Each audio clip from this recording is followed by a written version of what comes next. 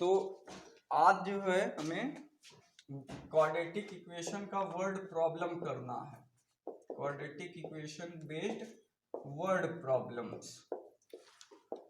यहाँ पे सबसे पहले जो आपका कैटेगरी आएगा, जैसे नंबर बेस्ड प्रॉब्लम्स आएंगी, उसके बाद आपका एज बेस्ड प्रॉब्लम आएंगी, फिर उसके बाद स्पीड डिस्टेंस टाइम पे आएगी प्रॉब्लम, कहीं कहीं आपको जो है इंटरेस्ट और मनी सॉल्विंग वाली प्रॉब्लम्स आ जाएंगी, और मेंसुरेशन का भी आपको मिल जाएगा, मतलब स्क्वायर ट्रायंगल इससे आधारित। तो इस तरीके की जो है एक्सरसाइजेस आपको मिलेंगी जो आपको सॉल्व करना है। तो जो पहली एक्सरसाइज आपकी है वो नंबर पे है, ठीक है, और नंबर बेस्ड जो भी प्रॉब्लम आपके बोर्ड की परीक्षाओं में आए हुए हैं उन्हीं को हम यहाँ पे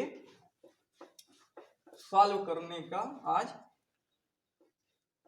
काम करेंगे। तो पहला सवाल शुरू करते हैं जो बोर्ड की परीक्षा में आया हुआ है और बहुत ही इम्पोर्टेंट सवाल है, 2014 में आया हुआ था, 2014 सीबीएसई बोर्ड में आया हुआ था, और ये 2016 के यूपी बोर्ड के पेपर में भी आया हुआ है। फाइंड टू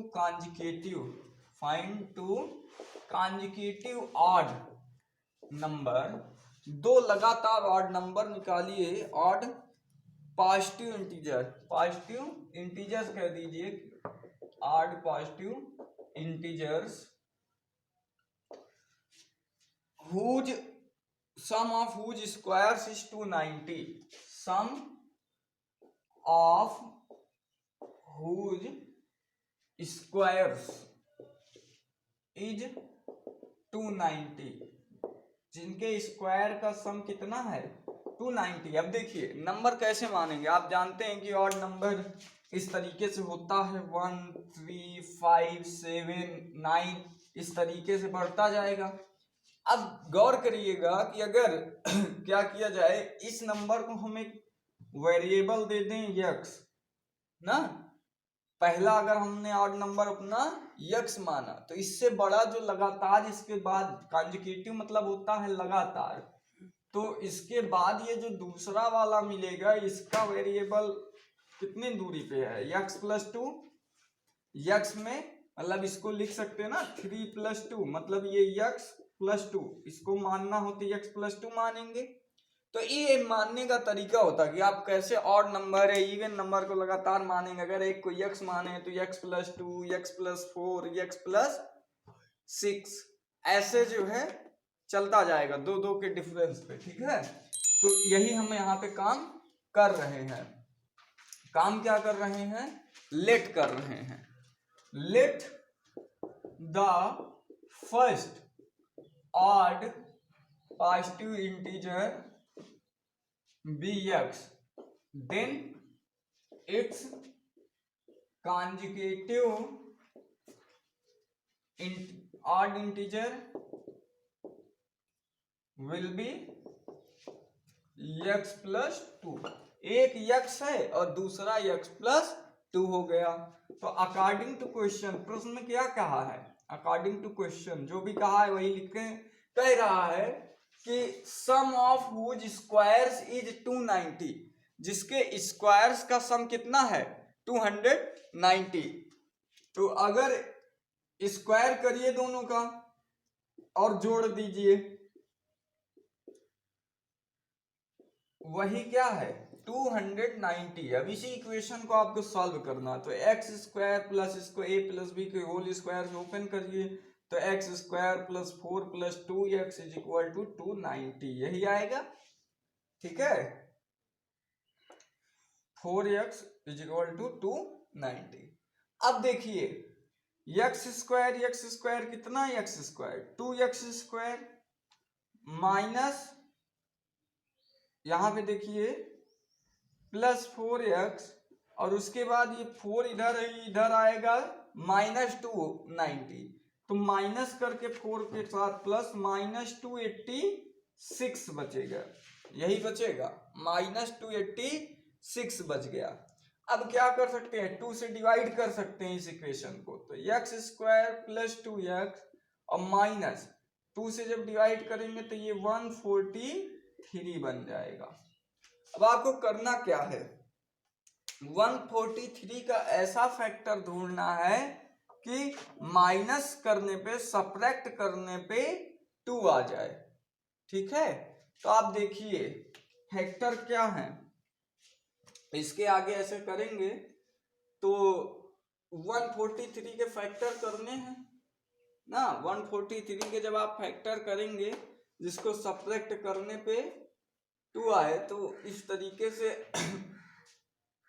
करते हैं कि मान लीजिए 11 से कर रहे हैं तो 11 और 13 इसका फैक्टर आ जाएगा, 11 1 जा 11, 3 11 3 जा 33, तो ये आ जाएगा 11 और 13, और इनका अंतर भी 2 आ जाएगा, तो हमारा जो फैक्टर आया वो 11 और 13 आ गया। तो अब ऐसे लिख सकते हैं X square plus 13x minus 11x minus 143 is equal to 0, यही 2 आ जाएगा, 2x के बराबर है, वहां पे 2x को इतना लिख दिए।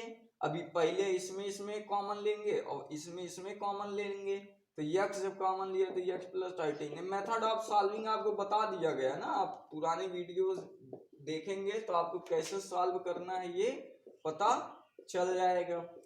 तो इस तरीके से है, तो x की 2 वैल्यू मिली, -13 और 11, ये वाली वैल्यू क्या करेंगे, नेग्लेक्ट कर देंगे। क्यों, क्योंकि सवाल में कहा था जो भी आपका आंसर है वो क्या है, ऑड पॉजिटिव इंटीजर होना चाहिए ना, ऑड पॉजिटिव इंटीजर होना चाहिए, तो -13 वाली वैल्यू नेग्लेक्ट कर दिए, तो x की वैल्यू कितनी लेंगे, x इज इक्वल टू 11, यही पहला इंटीजर हो जाएगा, तो दूसरा क्या हो जाएगा 13।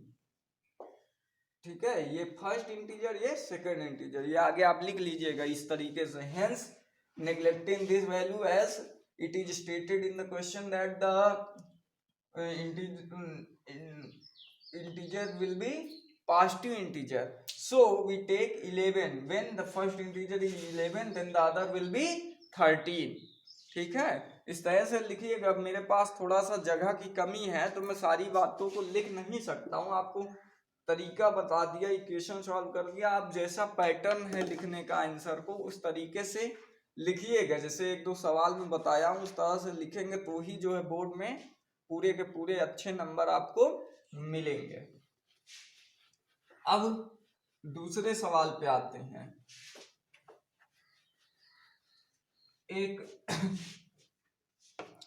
सवाल है जो 2016 में आया हुआ है, सीबीएसई बोर्ड के 2016 में आया हुआ एक प्रश्न है, यूपी बोर्ड के पेपर में भी ये 2013 में आया हुआ था यूपी बोर्ड में ये सवाल, और ये 2016 में सीबीएसई में आया हुआ है। The denominator of fraction is 1 more than twice the numerator, लिखा हुआ है कि the denominator of a fraction, किसी फ्रैक्शन का denominator is 1 more than twice the number, 1 more than twice the number, number के दोगुने से एक ज्यादा है। ठीक है, if the sum of the fraction and its reciprocal, if sum of fraction and its reciprocal is 2 whole 16/21, ठीक है, देन फाइंड द फ्रैक्शन, ये सवाल आपका है। ठीक है, इसे हमें सॉल्व करना है और बहुत ही इंपॉर्टेंट सवाल है, इस तरह के सवाल बोर्ड में आपको मिल जाएंगे। तो इसको सॉल्व करने के लिए आप समझिए ध्यान से कि कह रहा है डिनोमिनेटर किसी फ्रैक्शन का एक ज्यादा है, किससे, twice the numerator, twice the numerator, यहाँ पे न्यूमरेटर होगा, न्यूमरेटर के दुगने से ज्यादा है। तो अगर हम न्यूमरेटर को x मान लें तो डिनोमिनेटर क्या होगा 2 टाइम्स ऑफ न्यूमरेटर प्लस 1, यही होगा। तो लेट कर लीजिए, let the numerator be x, numerator x हो गया, then according to condition, according to condition, जो भी कंडीशन है उसके अनुसार डिनोमिनेटर विल बी, डिनोमिनेटर कितना होगा, will be 2 times of numerator से एक ज्यादा, तो 2 टाइम्स न्यूमरेटर का और उससे एक ज्यादा। Then required fraction, required fraction is equal to क्या आ जाएगा, न्यूमरेटर अपॉन डिनोमिनेटर, ये रिक्वायर्ड आपका फ्रैक्शन हो जाएगा, इक्वेशन 1 कह दीजिए। अब अगली बात देखिए, अगली line, if sum of fraction and its reciprocal is this, मतलब फ्रैक्शन और उसके रेसिप्रोकल का जो जोड़ है वो आपको कितना दे दिया गया है पता है। तो अगला प्रश्न क्या करेंगे, अकॉर्डिंग टू क्वेश्चन, प्रश्न के अनुसार क्या है, फ्रैक्शन और इसका रेसिप्रोकल, मतलब ये 2x प्लस 1 अपॉन x, इसका रेसिप्रोकल, इन दोनों का जोड़ कितना, जितना दिया गया है 21 2 जा 42 16 58 बाई 21, ये इक्वेशन नंबर 2 हो गया। या इसी को सॉल्व करते हैं, अब इसी को सॉल्व करिए।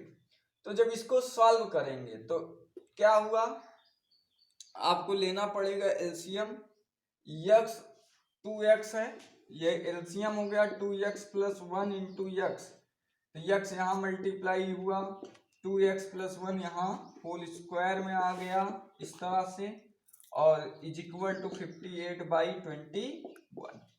और आगे सॉल्व करेंगे तो ये आया x square plus 2x square, मतलब 4x स्क्वायर प्लस 1 का स्क्वायर 1, फिर 2ab, 2 2 जा 4 और a 1, तो 4x इस तरीके से, अपॉन x का इस पर किए तो 2x square plus x is equal to 58 upon 21, ये हो गया।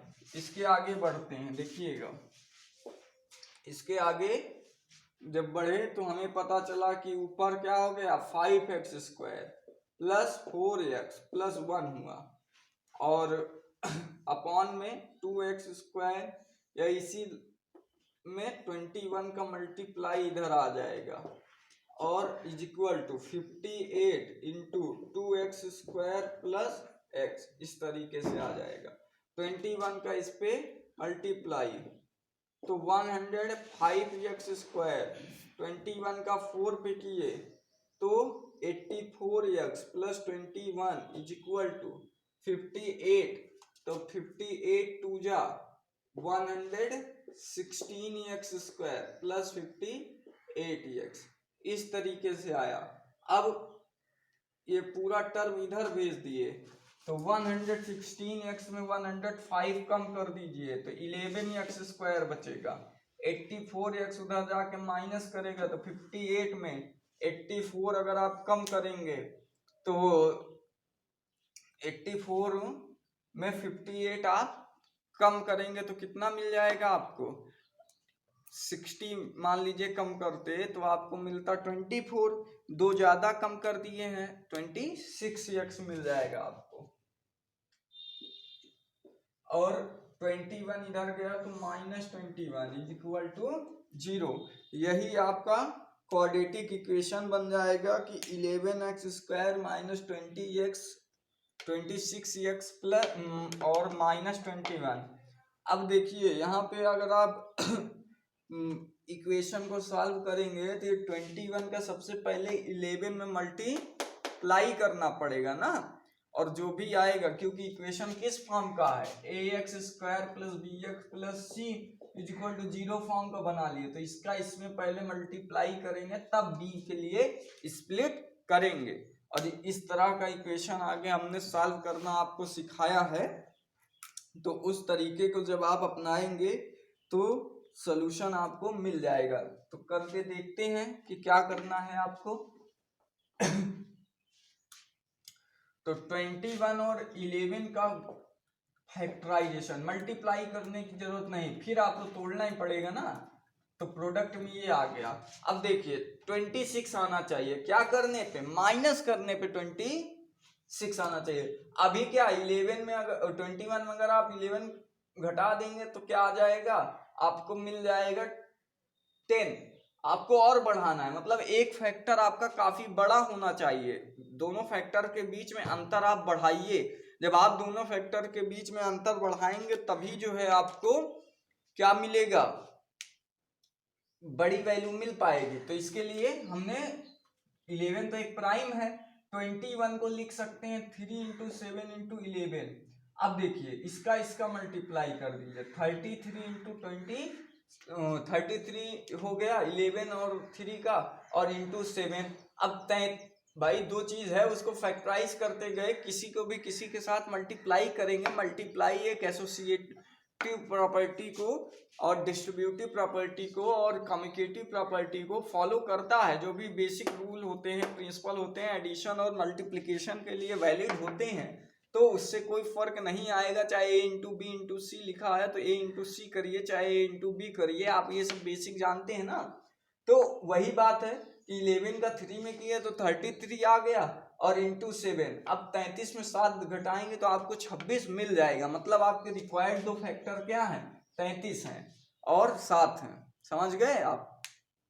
कुछ बच्चे क्या करेंगे कि यहाँ पे गलती ये करेंगे कि इसको देखते मान पहले 21 और 11 का गुणा कर देंगे, फिर उस बड़े से नंबर को तोड़ने की कोशिश करेंगे, तो वो गलत बात है। आप वैसा करके अपना समय खराब करते हैं। और बोर्ड की परीक्षा में अगर फैक्टर आप नहीं निकाल पा रहे हैं, एक बार दो बार उसी सवाल को काट रहे हैं, तो आप इरिटेट हो जाते हैं। और इरिटेट होने के बाद वहाँ 3 घंटा, भाई अगर आप घर में बैठ कर रहे हैं, रिलैक्स हैं, आपके पास पर्याप्त समय है, चाहे जैसे करिए, पर जब किसी परीक्षा में सम्मिलित होते हैं तो वहां आपके दिमाग पे एक साइकोलॉजिकल प्रेशर समय का होता है कि हाँ हमको इतने समय सीमा में ये करना है, कॉपी आपकी जो है जमा हो जाएगी। तो उस दबाव में आप गलतियां कर देते हैं, इरिटेट हो जाते हैं। तो उस चीज को आप जो है सुधार सकते हैं बाय प्रॉपर प्रैक्टिसिंग। जितना ज़्यादा आप प्रैक्टिस करेंगे, अगर आप एक दो सवाल लगाए हैं, सोचे कि आपका हो गया, अब इतने में तो हम कर लेंगे, तो आप नहीं कर पाएंगे। क्यों? क्योंकि सवाल अगर थोड़ा सा घुमा दिया और उस तरह का आपने अभ्यास नहीं किया है तो आप समस्या में पड़ जाएंगे, आप इरिटेट हो जाएंगे। तो इसलिए बेहतर यही होगा कि आप ज़्यादा से ज़्यादा जो है क्वेश्चंस पे फोकस करिए। तो यहाँ पे देखिए ये आपको फैक्टर मिल गया, तो इसको इस तरीके से हमने लिख लिया, क्योंकि माइनस वाला फैक्टर बड़ा लिखे, क्योंकि जो रिजल्ट आया था घटाने के बाद वो -26 आया था। -26 आया था, तो ये तो हमें पता है प्लस माइनस माइनस होता है और बड़ा वाला साइन लगता है, तो बड़े वाले फैक्टर को माइनस कर दीजिए। तो -33x और +11x रख दिए और +7x रख दिए। दूसरा फैक्टर -21 इज इक्वल टू 0। अब इसको सॉल्व कर देते हैं तो 11x यहाँ कॉमन हो गया x -3, और यहाँ +7 कॉमन हो गया x -3। तो एक आपको जो है x -3 दोनों जगह से common, 11x + 7 is equal to 0। ये आपको मिला, लीनियर फैक्टर्स मिल गए। हमारा काम क्या होता है, क्वाड्रेटिक इक्वेशन अगर आपका दिया है कोई, तो उसको सॉल्व करने का तरीका यही होता है कि आपको क्या करना है, उसका लीनियर फैक्टर्स बनाना है। You have to make the linear factors of the given quadratic equation and you have did it. आपने वो कर लिया, देन आप कह सकते हैं you can claim that x is equal to 3 और -7/11। तो इस वैल्यू को तो आप नेग्लेक्ट कर देंगे, क्योंकि हम बात कर रहे थे एक फ्रैक्शन की। तो जनरली आप जो है 3 को लेकर इस फ्रैक्शन को बताएंगे। तो आपका यहाँ पे रखिए, put 3 in equation 1, put x is equal to 3 in equation 1 to get fraction. Fraction पाने के लिए आप क्या करेंगे कि 3 रख देंगे इक्वेशन 1 में। तो आगे का काम आप अब करके फ्रैक्शन बता दीजिएगा। समझ में आ गया? कुछ और सवाल करते हैं आगे। इसको वीडियो को रोक कर पॉज करके आप सवाल सहित उतार लीजिएगा, क्योंकि मे भी प्रोबेबल कि ये 2021 की बोर्ड परीक्षा में भी प्रश्न आ सके।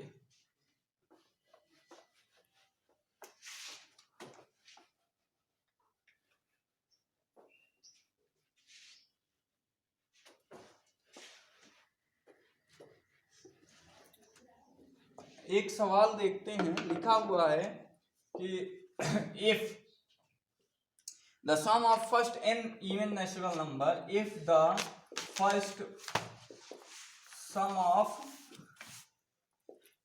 First n even natural number is 420, numbers are 420, find the value of n, find n, n निकालिए।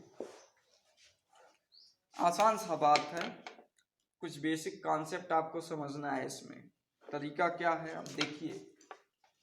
कह क्या रहा है, कह रहा है सर कि n इवन नेचुरल नंबर का सम 420 है, तो नेचुरल नंबर n तक ले लीजिए। कैसा होगा, ऐसा होगा 2 first n natural numbers are 2 4 6 8 ऐसे करके कहां तक, n तक, यही होगा फर्स्ट n नेचुरल नंबर। और कह रहा है कि इसका सम, तो अकॉर्डिंग टू क्वेश्चन क्या कह रहा है, 2 + 4 + 6 + 8 + डैश डैश डैश n = 420, ये हो गया। अब सर आगे क्या करें, समझ में नहीं आ रहा है। इसलिए नहीं समझ में आ रहा है क्योंकि आपने इसके आगे का चैप्टर पढ़ा नहीं है, जिसका नाम है अरिथमेटिक प्रोग्रेशन। क्या नाम है, एपी नाम है ना। अगला चैप्टर आप अपनी किताब में देखेंगे तो उसमें आपको मिलेगा एपी, अरिथमेटिक प्रोग्रेशन, जो कि मैं 1-2 दिन बाद शुरू करूंगा पढ़ाना। वर्ड प्रॉब्लम्स के बाद वही पढ़ाऊंगा, तो उस वजह से आपको ये सवाल नहीं समझ में आ रहा है। अब समझिएगा, ये एक सीरीज है ना, इवन नंबर की सीरीज है, सीक्वेंस है। सीक्वेंस आप पढ़ेंगे तो एपी एक अरिथमेटिक एक प्रोग्रेशन है। प्रोग्रेशन वह होता है, सीरीज सीक्वेंस का पैटर्न तो भाई क्या होता है कि वो एक फिक्स्ड कॉन्सेप्ट पे चलता है, पर प्रोग्रेशन जो होता है इसमें बढ़ने का एक फिक्स्ड क्राइटेरिया होता है, जैसे geometric progression, arithmetic progression, harmonic progression. तो जो ये एपी है, एपी क्यों है, अरिथमेटिक प्रोग्रेशन इसलिए है क्योंकि इनके बीच जो 2 नंबर्स हैं उनके बीच का जो डिफरेंस है वो फिक्स है। जैसे 4 - 2, अगर आप सेकेंड टर्म में फर्स्ट टर्म घटाएंगे तो 2 मिलेगा, थर्ड टर्म में सेकेंड टर्म घटाएंगे तो 2 मिलेगा, फोर्थ टर्म में थर्ड टर्म घटाएंगे तो, मतलब आगे वाले पद में उसके पीछे वाला पद अगर आप घटाते जाएंगे तो आपको बराबर 2 2 2 2 2 2 मिलता जाएगा। तो यही कारण है, दैट इज द वे, ये डिफिनेशन है अरिथमेटिक प्रोग्रेशन की, जो मैं आगे बताऊंगा, इसीलिए आपको इसमें हो सकता है दिक्कत आए। तो यहाँ पे इसका फॉर्मूला होता है, सम ऑफ एपी का फॉर्मूला होता है, ये आपका क्या कहलाता है, फर्स्ट टर्म। और डी आपको निकालना है, मतलब कॉमन डिफरेंस कि अंतर कितना आ रहा है प्रोग्रेशन में। तो आपको पता है कि सेकेंड में फर्स्ट, थर्ड में सेकेंड, और फोर्थ में थर्ड, फिफ्थ में फोर्थ, जैसे जैसे आप घटाएंगे तो 4 - 2 = 6 - 4 = 8 - 6 = क्या आया, 2 आया, और जगह आपको 2 मिल रहा है, तो डी का वैल्यू कितना आ गया, 2 मिल गया। ठीक है, तो इसका जो है सम क्या होगा, sum of this series progression, the sum of this progression, या अरिथमेटिक में है तो इसका सम का फॉर्मूला होता है n/2, मतलब number of terms by 2, 2a, मतलब ये फर्स्ट टर्म, ये a हो गया, प्लस n-1 इंटू d, यही हो जाता है। ठीक है, n/2 2a 2 ये ए है first term plus n minus 1 into D common difference, तो इसी से ये सम निकलेगा। तो ये सम कितना हो जाएगा, सम इसका सम क्या हो जाएगा, सम हो जाएगा n बाई 2a, 2a मतलब a का वैल्यू क्या है 2 है, तो 2 into 2 plus n minus 1 D का वैल्यू कितना है 2 है, 2 का अंतर आ रहा है, तो यही क्या हो जाएगा n बाई 2, 2 जा 4 प्लस यहाँ पे देखिए 2n माइनस 2। अब क्या हुआ कि ये 4 माइनस 2 किए तो n is equal to 2n और प्लस 2 ऐसा आ जाएगा n बाई 2 इंटू, अब 2 कैंसिल कर दिए कॉमन लेकर, तो आपको क्या बचा n प्लस 1। ये फॉर्मूला याद कर लीजिए, ये फार्मूला याद कर लीजिए, n प्लस 1 फॉर्मूला कुछ बच्चों को याद रहा होगा। जिन बच्चों को ये याद था कि n नेचुरल नंबर के सम का फॉर्मूला n प्लस 1 होता है वो तो कर लेंगे इस सवाल को, पर जिनको ये फार्मूला नहीं याद था उनके लिए मैंने ये कॉन्सेप्ट बता दिया। अब आपको कभी भी कोई दिक्कत नहीं होगी, चाहे ऑड नंबर का सम दिया हो, चाहे नेचुरल नंबर का सम दिया हो, चाहे जो भी सम आपको दिया गया हो, आप जान गए कि वहां पे आपको यही अरिथमेटिक प्रोग्रेशन का कॉन्सेप्ट लगाकर इस तरीके से इस फार्मूले से उसको हल कर लेना है। समझ गए, किसी को कोई समस्या अब नहीं होनी चाहिए। तो इस तरीके से n प्लस 1 आपका ये फार्मूला आ गया, मतलब ये क्या है, ये है n plus 1 is equal to 420 दिया गया है ना, कह सकते हैं यही तो 420 दिया गया है, और n का यहाँ पे ऑपरेट किए तो n plus n square plus n, ये 420 इधर आके घट गया इज इक्वल टू 0। अब इस तरीके से आपको मिल गया। अब आगे आपको इसी का फैक्टराइजेशन जो है करना है, तो ऐसे दो फैक्टर 420 के कि जिनका सब्ट्रैक्शन करने पे आपको n मिल जाए, मतलब 1 मिल जाए, 1 मिल जाए, तो इस 1 को प्राप्त करने के लिए आपके पास दो फैक्टर हैं 21 इंटू 20। क्या है वो दो फैक्टर, 21 इंटू 20, 21 दूना 42 होता है, 420 हो गया, और 21 में 20 घटाएंगे तो आपको ये मिलेगा, और प्लस में आया है मतलब बड़ा वाला फैक्टर प्लस में और छोटा वाला माइनस में, तो n square plus 21n minus 20n minus 420 is equal to 0।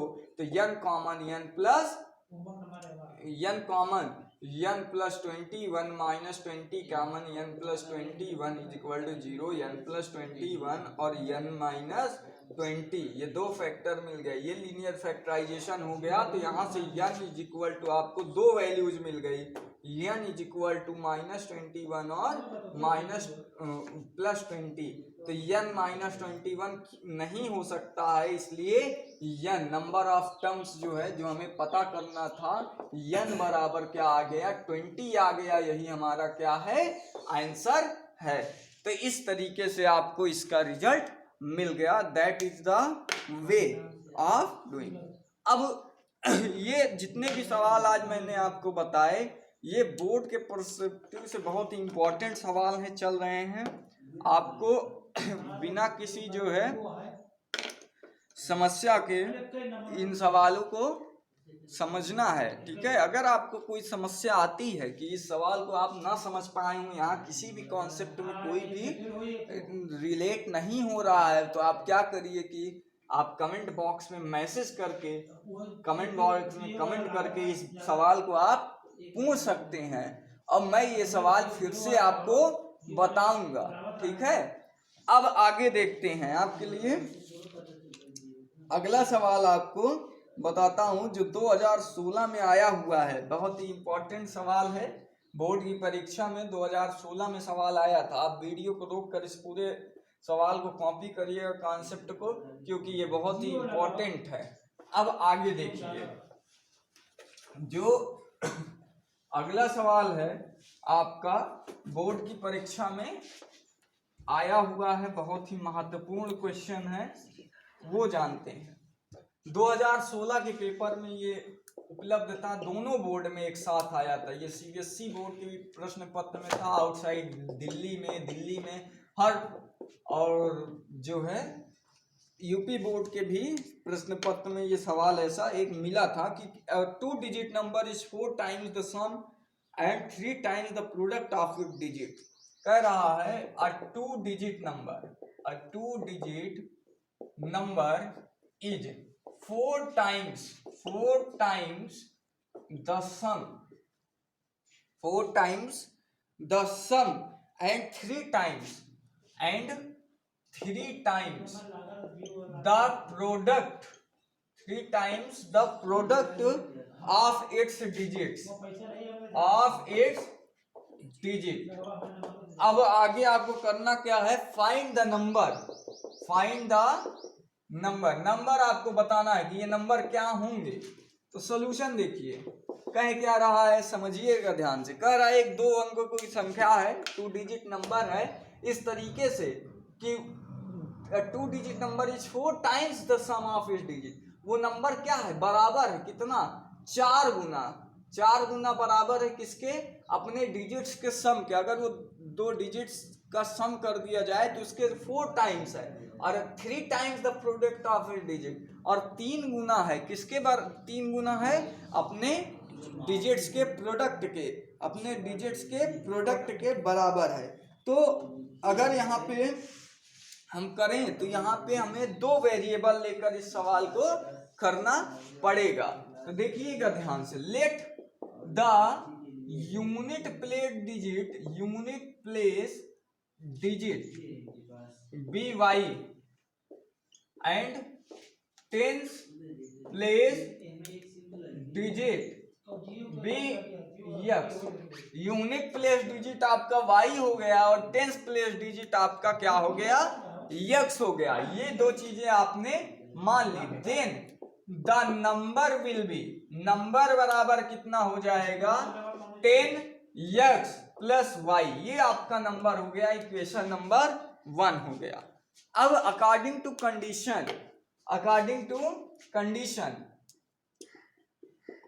Question आप कहिए क्या कह रहा है। तो पहला क्या 2 digit number is 4 times the sum of its digit. तो अगर हम बात करें तो नंबर कितना है आपका, यही जो इक्वेशन 1 में आपने लिखा 10x प्लस वाई, ये क्या है 4 टाइम्स है, 4 गुना किसका, सम ऑफ इट्स डिजिट। तो ये डिजिट्स का सम, ये इक्वेशन नंबर 2 मिल गया। एंड आल्सो नंबर क्या है 10x plus Y is equal to 3 times, 3 गुना है किसका, प्रोडक्ट ऑफ डिजिट्स का प्रोडक्ट। अब देखिए इसी को और आगे सॉल्व कर सकते हैं। तो इक्वेशन 2, फ्रॉम इक्वेशन 2 देखिएगा, फ्रॉम इक्वेशन 2 क्या मिलेगा। अगर हम यहां से आगे बढ़े तो ये 10x plus Y is equal to 4x plus 4y। अब देखिए दोनों को इधर ले आए तो 10x में 4x जाएगा 6x, 4y है इधर आया तो -3y इज इक्वल टू 0। तो 2x माइनस वाई 3 से डिवाइड कर दिए is equal to 0। Equation number आपका ए हो गया, स्मॉल ए कह दिए, ठीक है। और फ्रॉम इक्वेशन 3, इक्वेशन 3 से क्या हो गया, फ्रॉम इक्वेशन 3 हमने ले लिया, इसको सॉल्व किए तो 10x प्लस वाई और इज इक्वल टू 3xy लिखा हुआ है ना। तो अब यहां पे देखिए इसी को और आगे बढ़ाते हैं, यहीं से हम अगर y की वैल्यू निकालें तो y इज इक्वल टू क्या आ जाएगा, 2x आ जाएगा। ये इक्वेशन ए कह दिए, और इक्वेशन ए की ये वैल्यू पुट इन 3 में रख दिए। a की जो वैल्यू आई इक्वेशन ए से, जो x की वैल्यू आई, y की वैल्यू आई y is equal to 2x, उसको उठा के हमने इक्वेशन 3 में रख दिया। तो हमारे पास जहां जहां y था वहां हम क्या लिख सकते हैं, 2x लिख सकते हैं, ये 2x लिख दिए, कोई दिक्कत नहीं। अब आपका पूरा purely the equation is in x variable, the equation is in now x variable which will be solvable. तो आप क्या करेंगे, जहां जहां y था 2x रख दिए, ये 12x और यहाँ से 3 2 जा 6x², इस तरीके से आया, इसको इधर भेजे तो ये हो गया 6x² minus 12x is equal to 0। ये बना, 6 से डिवाइड कर दीजिए तो x² minus 2x is equal to 0, ये आपका बन गया। x कॉमन ले लीजिए तो x माइनस 2 बचा इज इक्वल टू 0 ना, इतना आ गया। x माइनस 2 दो लीनियर फैक्टर मिल गए तो x इज इक्वल टू 0 और x इज इक्वल टू 2, ये दो वैल्यू आपको मिली। x बराबर 2 तो x 0 और x 2। When x is equal to 0 तो y भी क्या हो जाएगा, 0 हो जाएगा। If x is equal to 0 then y is equal to 0। अगर x 0 लेंगे तो y भी यहां से फ्रॉम इक्वेशन 1 0 हो जाएगा। और अगर x 2 लेंगे तो y इज इक्वल टू क्या हो जाएगा, 4 हो जाएगा। तो इसलिए 0 वाली वैल्यू को नेग्लेक्ट कर दिए क्योंकि दोनों 0 हो गया और 0 0 होके 0 बनेगा। 0 कोई हम बता नहीं सकते हैं कंडीशन की 3 गुना होगा 4 गुना होगा, ऐसा कोई वैलिडिटी हमारे पास रह नहीं जाएगी। इसलिए कहने का तात्पर्य यह है कि अगर हमने x को 2 लिया तो y 4 हो गया। और putting value of x and y, putting x is equal to 2 and y is equal to 4 in equation 1 we get required number is equal to क्या, 10 into 2 plus 4 24। ये आपका रिक्वायर्ड नंबर हो जाएगा। जो बोर्ड की परीक्षा में ये आया हुआ प्रश्न है, बहुत ही इंपॉर्टेंट प्रश्न है। यूपी बोर्ड, सीबीएसई बोर्ड हर में 2-2 3-3 बार ये प्रश्न पत्र में आ चुका है और बहुत ही बेहतरीन सवाल है। आप वीडियो को रोककर इस प्रश्न को जरूर से कॉपी कर लीजिए। कुछ नहीं था, एक छोटा सा कॉन्सेप्ट था, आप उसको समझ के सॉल्व करिए, ठीक है। कोई इसमें अब दिक्कत आपको नहीं आएगी। अब आगे देखते हैं। एक सवाल ऐसा है, इंपॉर्टेंट सवाल है, हॉट्स का क्वेश्चन है, इसको मिटा देते हैं,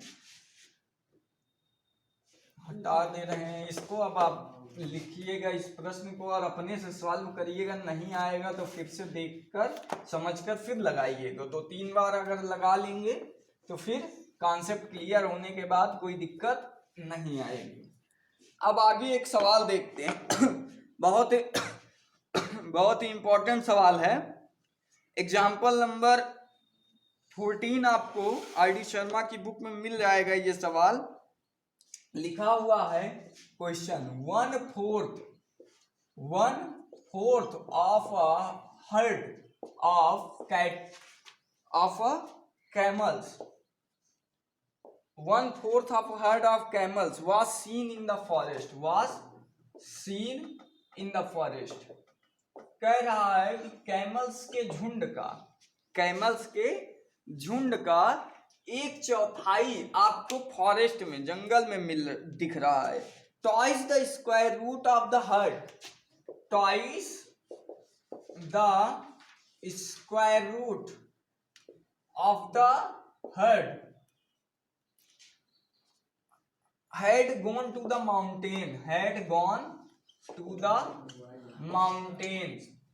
mountain चला गया है, ठीक है। and remaining 15 camels were seen on the bank of river, and remaining 15 were seen at the river bank, ठीक है। आपको बताना है find total number of camel, find total camel.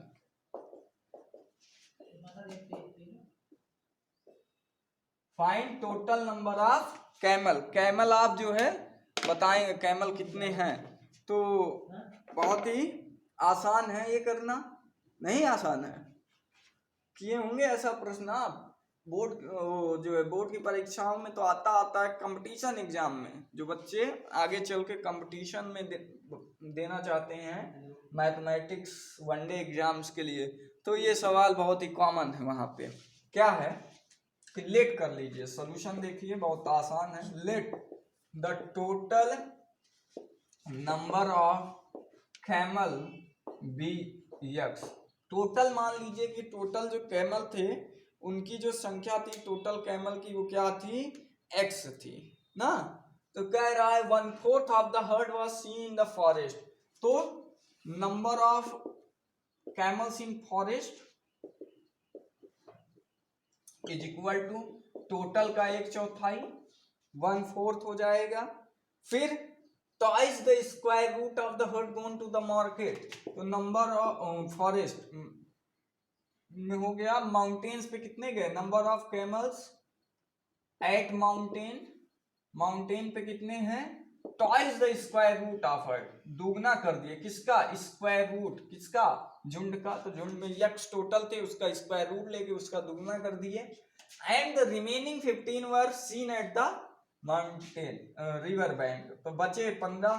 तो अकॉर्डिंग टू क्वेश्चन अगर हम इन्हें ऐड करें, ध्यान से समझिएगा यही कॉन्सेप्ट है कि अगर हम ऐड कर दें कि ये जितने जंगल में हैं, जितने पहाड़ पे चले गए और जितने बचे 15, सबको अगर हम जोड़ दें तो ये किसके बराबर आएगा, टोटल संख्या के बराबर जितने कैमल हैं ना। यही ना होगा अगर मान लें आपके घर में 10 लोग हैं, 4 लोग स्कूल चले गए, 2 लोग ऑफिस चले गए, 3 लोग घर में हैं और 1 लोग बाहर बैठे हुए हैं, तो सबको जोड़ेंगे तो 10 ही ना आएगा अलग अलग जगह पे। तो कुल x कैमल था, इतना जंगल चला गया, इतना पहाड़ चला गया, बचा 15। अगर सबको जोड़ दिए तो ये टोटल संख्या के बराबर, टोटल संख्या कितनी थी, x थी, x के बराबर ये हो गया।